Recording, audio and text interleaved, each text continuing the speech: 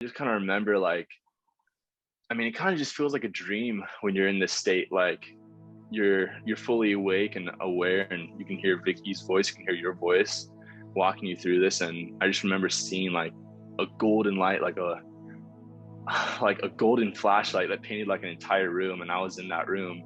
I just remember hearing like, or just thinking about like what I want in my life. And I wanted like this amazing goal in baseball to be the greatest Major League Baseball starting pitcher there's ever been and there will ever be. And I mean, it's a very big goal. There's a lot that needs to happen in order for that to happen. And I just felt fully confident that it was my destiny, my soul's purpose, so to speak. And I'm just, going out guns a-blazing, and I'm going for it right now.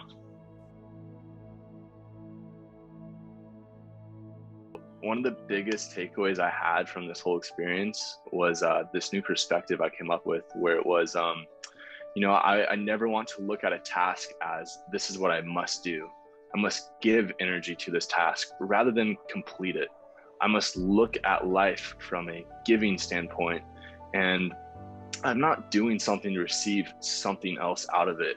I have to give my energy to that thing, and I will see that energy come back to me in the equal amount that I have been given that energy to.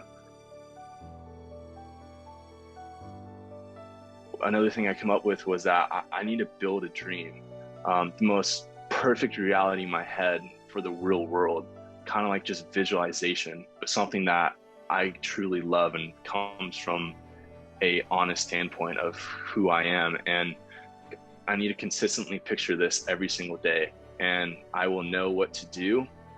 I must just give my energy to that dream. And through both of those perspectives and I guess ideologies in life, I think I've made my life a lot better just from short time frame from a couple months since I've done that meditation. First things first is I had a lot of fear going into it. Like I didn't know what to expect.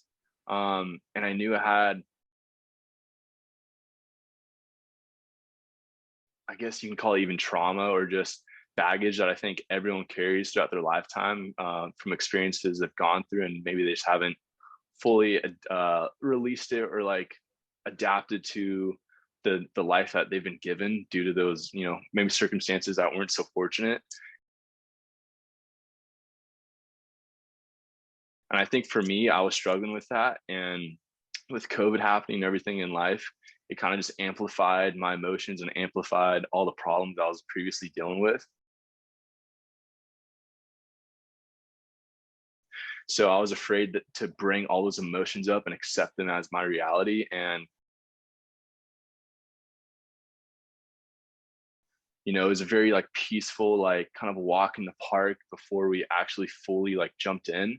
And I really like that whole aspect of like easing my way into it, not just, diving headfirst into like a lot of this emotional baggage. And it was like, Vicky, you're such an expert in the way that you know how to kind of guide someone and communicate them to this almost dark place. And it's something that I think we all have inside of us that we try to ignore and turn ourselves away from.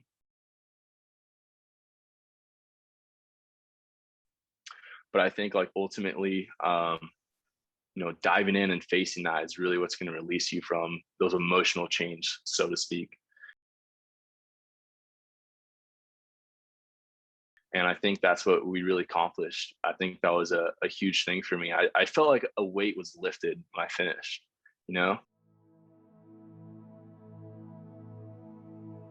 A lot of what my experience was seeing like visualizations of like bad emotions that were manifesting, and then your voice like listening to you when I was lying on my back and just kind of in this like weird trance that felt very peaceful and welcoming. I just kind of was finally able to let go of these things I've been holding on to. And I had some amazing ideas. One of like my most profound ideas that I still use to today is the way that I look at my work ethic and the things I have to do to accomplish my goals. And one of the biggest takeaways I had was that I need to change my perspective on how I look at these tasks that I must accomplish every day. You know, I used to always go into them saying, I have to do this. This is what I must do in order to accomplish this thing. And I never enjoyed the moment. I just focused on the payoff, the end result.